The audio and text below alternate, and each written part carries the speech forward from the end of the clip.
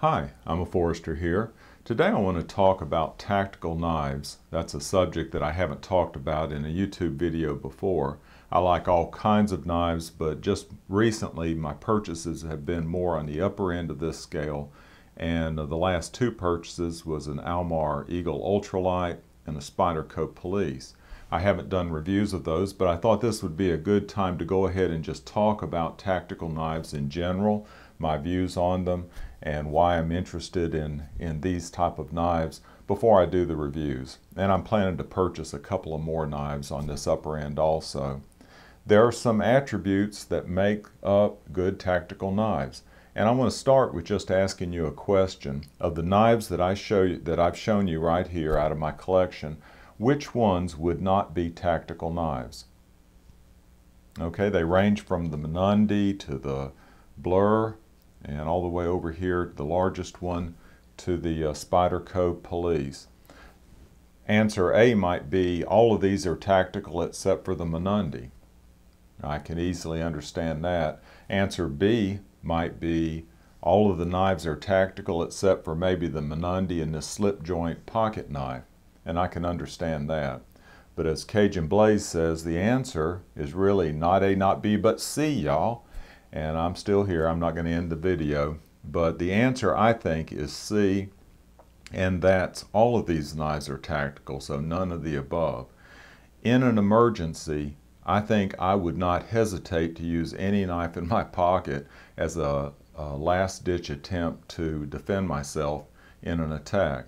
So even this Menundi, my prized gentleman folder, I think I would pull it out of my pocket and use it for self-defense if I had to. So the question I want to go into here and go through it pretty quickly is what attributes make up a tactical knife. I think you would say as you go up this scale, some of these would be more useful than others for self-defense. And so what makes up an ideal self-defense knife? Now, if you knew that you were going to be attacked, say by a gang in some initiation rite, as happened here in our community a couple of years ago to a pizza delivery guy, if you knew that you were going to be attacked, which knife would you want to carry? Well, right off the bat, I would not turn to a knife. I would want to carry, if I knew I was going to be attacked, to something like this Walther PPS in 40 Smith & Wesson. I would want to have a little more firepower and an extra mag. So that would be my first choice of defense.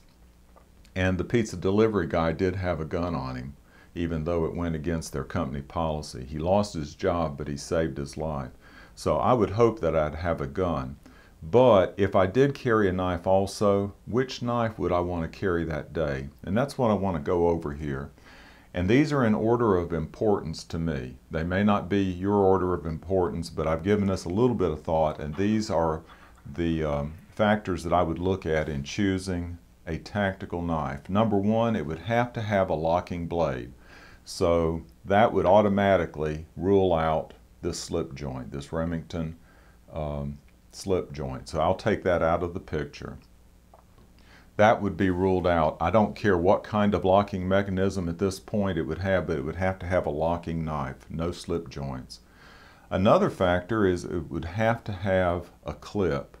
Now a couple of these, like this slip joint, has no clip, so it would be disqualified for a couple of reasons. But also this knife right here, which looks like it'd be a great tactical knife, I would take it out because it doesn't have I don't have any way of carrying it that I could easily access it.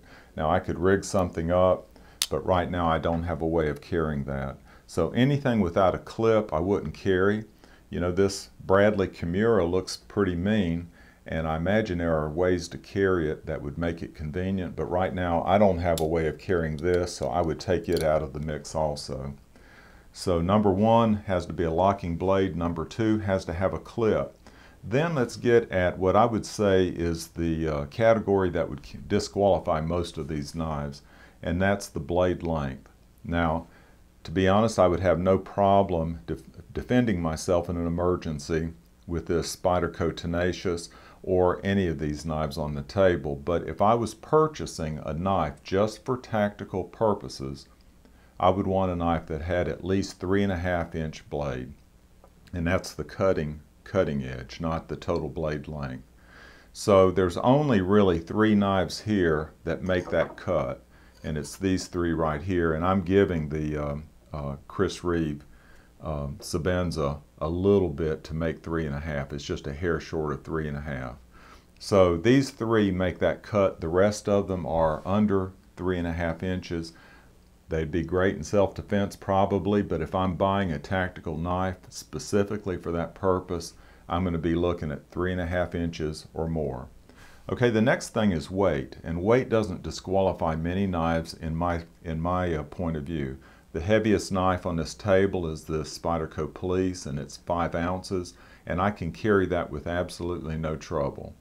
So weight is beneficial. Like this Almar Eagle is much lighter than the Police, and I can carry it easily. I forget it's even there, but really weight is not an issue for any of these knives. But I would say I am not going to go above this 5-ounce Police.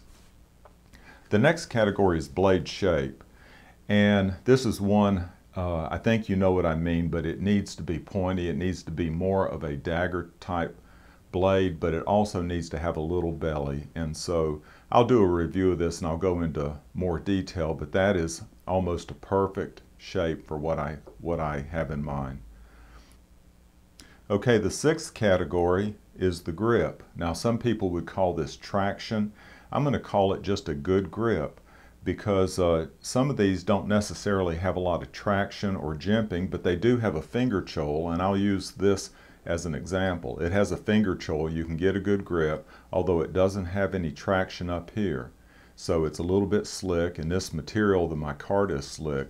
But another important thing, and I think this blade in particular was really made to use in a reverse grip, and it's perfect for locking your thumb over that edge there. So you need to be able to have both forward and reverse grip, and there needs to at least be a finger choil down here to lock it in.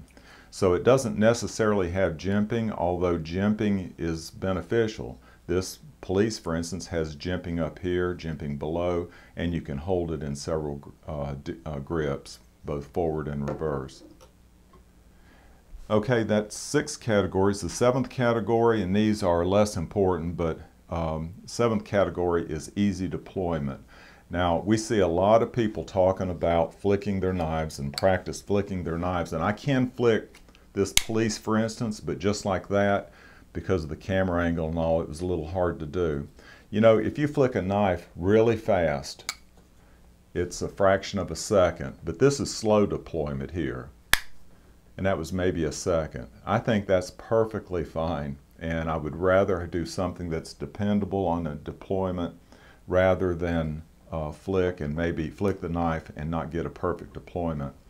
The other types of deployment I'm looking at, the only thing that would be better is an auto knife or something with the wave. And one of the knives that I have in mind buying is an Emerson. I haven't decided exactly which model. I'm looking at the Gentleman Jim, but an Emerson that has the wave feature that would actually have an advantage of it coming out of your pocket open.